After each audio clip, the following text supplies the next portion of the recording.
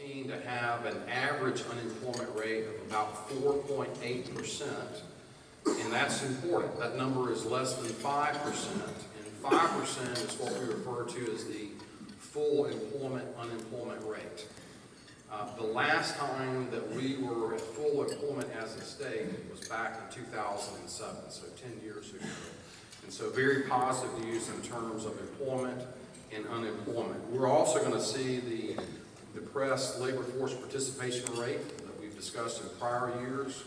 We're going to see an uptick in participation, and that's also going to boost our economy by adding to the supply of workers. So in terms of GDP growth, personal income growth, employment, 2017 will be a good year. Georgia manufacturers are going to continue to do better relative to U.S. manufacturers. And fourth, we're going to see faster population growth in 2017. And historically, that's been a very important driver of economic activity. We are also optimistic because there will be less gridlock in Washington in 2017.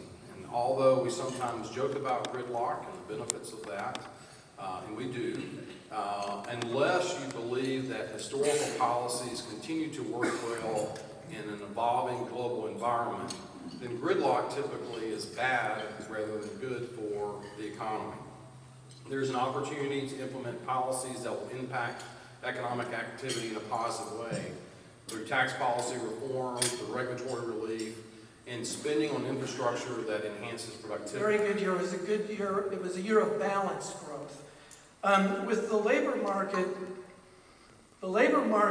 this year was a little tricky to analyze because I am convinced that the data that we get from the Department of Labor for Camden County's labor market is a mess. There's something wrong with it. And here's the deal.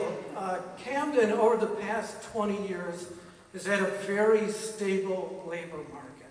Of our 6 counties, Camden weathered the Great Recession the best. It recovered the fastest. And since its recovery, it's been really steady, really stable. So here comes Camden into 2016, doing just fine. We get to August, and the August labor market report shows a 10% decrease in Camden's labor force and a 10% decrease in employment. Now, for 1 month, that sort of change is almost unheard of. For that to happen in Camden, there would have to be a massive restructuring at the naval base or some confluence of other unlikely events that happen at the same time. So I conferred with James Coughlin, who's our Camden development person, economic development person. James confirms that there's nothing like that happened in Camden. So this big drop, which continued in the data for the rest of the year, just looks wrong. And so we're convinced we'll see different numbers when the Department of Labor revises their figures in a couple of months.